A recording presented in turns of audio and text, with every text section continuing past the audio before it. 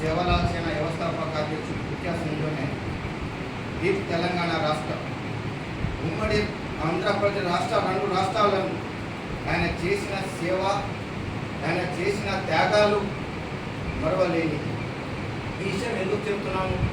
ఇవాళ 2012 నుంచే మన ముందు తీసుకుపోతాం.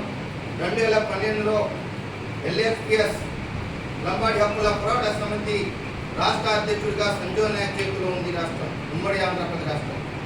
ఆ రోజు ఈ ప్రాంతమే కాదు, తెలంగాణ రాష్ట్రం, ఆంధ్రప్రదేశ్ రాష్ట్రం, ఉమ్మడి రాష్ట్రం ఆ రోజు 2012లో గిరిజన బిడ్డలకు టీఏసీ విషయంలో అయితే ఏంటి సాధించిన ఘనత సంజయ్ నాయక్. అదేవిధంగా అదే క్రమంలో తెలంగాణ రాష్ట్రం ఏర్పడింది. తెలంగాణ రాష్ట్రం ఏర్పడిన తర్వాత మోపు ప్రాంతాల్లో ఉన్న ఉద్యోగాలకు తీసుకురావడంలో కూడా సంజయ్ నాయక్ LFPS లంబాడి హక్కుల పోరాట సమితి తీసుకురావడం, ఆ రోజు కిరణ్ కుమార్ రెడ్డి ముఖ్యమంత్రిని తల వంచి ప్రాంతాన్ని తీసుకురావడంలో కీలక పాత్ర పోషింది సంజయ్ నాయక్. ఆ రోజు గడదలుచుకున్న ఆ రోజు గిరిజన ఆదివాసీ బిడ్డలు, మన లంబాడి పంజాబీ బిడ్డలు టీఏసీ ఉద్యోగాల అవకాశాలు వచ్చి కూడా ప్రమోట్ చేయక ఈ ప్రభుత్వాలు ఇబ్బంది పెడుతున్న సమయంలో, ఆ సమయంలో కూడా నా బిడ్డలకు ఏ విధంగా ఈ ప్రభుత్వాలు ఇబ్బంది పెడుతున్నారని చెప్పి కిరణ్ కుమార్ రెడ్డి తలను వచ్చి ఆ రోజు టీఏసీ ఉద్యోగాలు ఇప్పించిన ఘనత సంజయ్ నాయక్. ఇది గుర్తు చేసుకోవాలి మిత్రులారా. అదే విషయంలో ఆ విధంగా ఉద్యమాలు కన్మంతరం వస్తూ ఉంది. ఈ సమయంలో సంజయ్ నాయక్ ఆలోచించిండు, నా జాతిని చైతన్యం చేయాలి. ఈ రాష్ట్రానికి తెలంగాణ రాష్ట్రం ఏర్పడింది, నా జాతిని చైతన్యవంతం చేయాలి.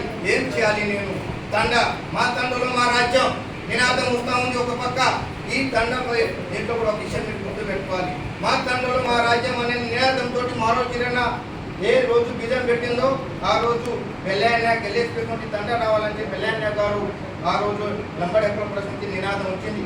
కానీ ఇదే క్రమంలో సంజయ్ నాయక్ ఏం చేసిండు?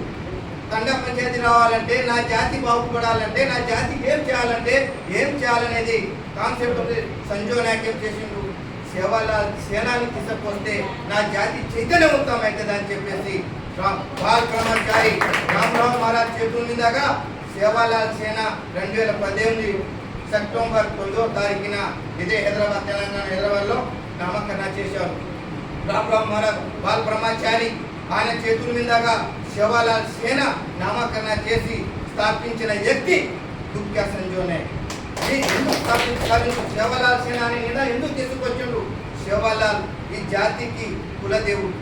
ఈ సేవలాల్ మహారాజ్ ని నా గుడాల్లో, నా తండల్లో, నా బిడ్డల కోసం తీసుకెళ్లాలని చెప్పి సిద్ధాంతంతో ఆ రోజు సంజయ్ నాయక్ నామకరణం చేస్తే, అదే సేవలాల్ సేనతోటి ఇలా జాతి ఒక్క లంబాడి బంజారా బిడ్డ కోసం కాదు, తెలంగాణలో అన్ని గిరిజన జాతుల కోసం పోరాటం చేసి అనేక ఉద్యమాలు తండా పంచాయతీ సాధించిన ఏకైక వ్యక్తి ముఖ్య సంజయ్ నాయక్.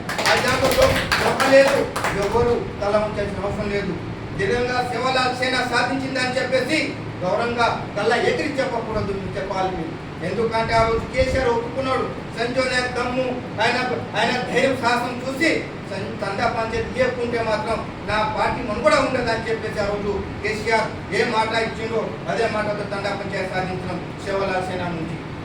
మిత్రులారా, అంతలోనే కోడు భూముల ఇష్యూ ఒకటి వచ్చింది. కోడు భూముల ఇష్యూలో ఏం చేయాలని చెప్పేసి కోడుకు తోడు పాదయాత్ర కూడా చేసి కూడా ఆ రోజు సంజయ్ నాయక్ హయాంలో ప్రభుత్వాన్ని తల ఉంచినప్పుడు మిగతా అఖిలపక్ష నాయకులు, మిగతా పార్టీలు రోడ్డు మీద ఎక్కిన పరిస్థితి చూసినాం మనం. ఇలా కోడు భూములు పట్ట వచ్చిన ఘనత కూడా సంజయ్ నాయక్ అని చెప్పి కూడా గౌరవంగా చెప్పాలని కూడా నేను కోరుకుంటా ఉన్నాను. నిజంగా అలాంటి చెప్పుకుంటా పోతే సంజయ్ నాయక్ చేసిన సేవా త్యాగాలు ఇవాళ ఈ రాష్ట్రంలో ఆశ్రమాసం ఏ ముఖ్యమంత్రి కూడా చేయని త్యాగాలు జాతి కోసం చేసింది.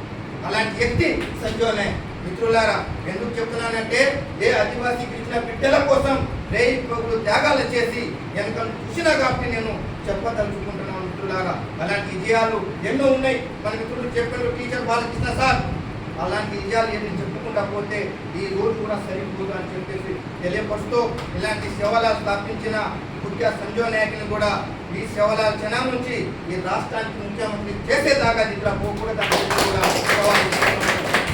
జై సేవలాల్, జై మేరా మయాడి, జై తెలంగాణ, జై సంజయ్ నాయక్. జై సంజయ్ నాయక్. మిత్రులారా,